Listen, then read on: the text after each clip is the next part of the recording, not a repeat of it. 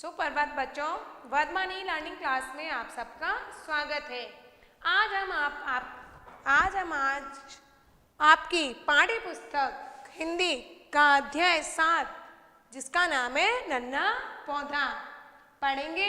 नन्हा पौधा एक कविता है। इस कविता में बताया गया है कि आलस्य को त्याग कर नई उमंग के साथ कुछ करने की प्रेरणा दी गई है। आलस्य को त्याग कर नई उमंग के साथ कुछ करने की प्रेरणा दी गई है। इस कविता के लेखक है वेंकटेश चंद्र पांडे जी। वेंकटेश चंद्र पांडे जी ने ये कविता लिखी है जिसमें आलस्य को त्याग कर नई उमंग के साथ कुछ करने की प्रेरणा दी है। तो आइए हम इस कविता को पढ़ते हैं कि इसमें क्या प्रेरणा दी गई है।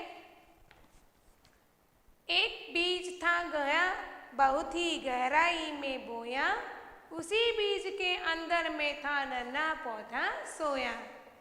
तो वेंकटेश चंद्र पांडे जी ने अपनी इस कविता में बताया है कि एक बीज जो होता है उसको हम गहराई में मिट्टी के अंदर बोते हैं तो उस बीज से क्या बनता है, एक पौधा, एक छोटा सा पौधा निकलता है। उस बीज के अंदर से एक छोटा सा पौधा निकलता है जो क्या होता है, पहले क्या होता है, सोया हुआ रहता है। जब धीरे धीरे उस पौधे को मंद पवन ने आकर पास जगाया, नन्ही नन्ही बूंदों ने फिर उस पर जल बरसाया। जब उस छोटे से बीज के ऊपर उसको मंद हवा उसको आकर उसको जगाती है, बीज को मंद हवा लगती है और जब हम उसको नन्ही नन्ही बूंदों से उसके ऊपर पानी डालते हैं तो क्या होता है, धीरे धीरे प्रस्फुटित होता है और धीरे धीरे थोड़ा खुलने लगता है, बड़ा होने लगता है।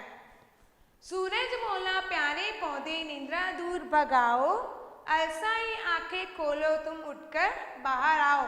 आप जब उस बीज को, नन्हे बीज को जब सूरज का प्रकाश पड़ता है तो क्या होता है, वो प्रस्फुटित होता है और अधिक पकने लगता है और वह धीरे धीरे खुलने लगता है। तो सूरज की रोशनी पड़ती है ना उसके ऊपर तो बोलते हैं सूरज बोला प्यारे पौधे निंद्रा दूर भगाओ। सूरज कहता है कि प्यारे पौधे निंद्रा को दूर भगाओ, नींद को दूर भगाओ और अपनी आलस भरी आंखें खोलो और उठकर बाहर आओ कि बीज को, पौधे को धीरे धीरे बाहर आने के लिए उत्साहित किया जा रहा है। कि जब एक छोटा सा पौधा होता है उसको हम गहराई में, जमीन के अंदर गहराई में बोते हैं तो उसको धीरे धीरे थोड़ी हवा लगती है, थोड़ी पानी मिलता है, थोड़ा सूर्य का प्रकाश मिलता है तो वो धीरे धीरे प्रस्फुटित होने लगता है और वो पौधा धीरे धीरे बाहर आने लगता है। पहले क्या होता है, वो आलस भरा होता है, जब उसको सूर्य का प्रकाश मिलता है तो धीरे धीरे बाहर आता है। पौधे के लिए क्या आवश्यक है, पानी और सूर्य का प्रकाश और हवा ही जरूरी है, उनके लिए वही खाना पानी होता है ना।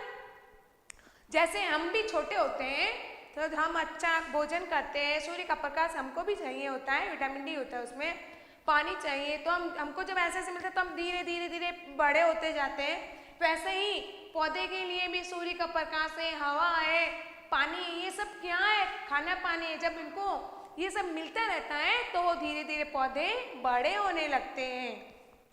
आंखें खोलकर नन्हे पौधे ने तब ली अंगड़ाई, एक अनोखी नई शक्ति सी उसके तन में आई।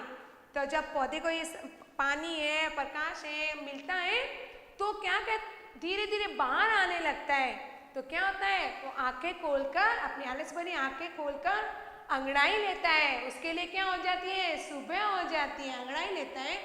तो जब वो अंगड़ाई लेता है तो उसके शरीर में उसको एक अनोखी शक्ति, तन यानी शरीर में अनोखी शक्ति आ जाती है। देखो बच्चों, ये बताया गया है कि अपन जब जमीन के अंदर, जमीन को खोदकर जब बीज डालते हैं उसको सूर्य का प्रकाश मिलता है, हवा मिलती है और देखो नन्ही नन्ही बूंदे, बारिश की जो बूंदे पड़ रही है उसके ऊपर पड़ रही, तो अंदर वो बीज, वो अंदर क्या हो रहा है, प्रस्फुटित होता है और धीरे धीरे जमीन से बाहर आने लगता है। नींद छोड़ आलस्य त्याग पौधा बाहर आया, बाहर का संसार बड़ा ही अद्भुत उसने पाया। जब पौधा धीरे धीरे बाहर आता है तो उसके लिए बताया गया कि वह नींद को छोड़कर, आलस्य को त्याग कर पौधा जब बाहर आता है तो बाहर का संसार उसको बहुत ही अच्छा लगता है। तो हमें भी कवि वेंकटेश चंद्र पांडे ने हमें यही संदेश दिया है कि हमें भी अपने आलस्य को त्याग कर उमंग के साथ कुछ नया करना चाहिए। तो हमें क्या प्रेरणा मिलती है इस कविता से कि हमें आलस्य को त्याग कर नई उमंग के साथ कुछ करना चाहिए। ऐसे नहीं कि आलस में ही बैठे रहें, कि आलस करके कुछ न करें। हमें बच्चों हमें कभी भी किसी भी कार्य के लिए आलस नहीं करना चाहिए। हर कार्य को करने के लिए हमेशा उत्सुक होना चाहिए।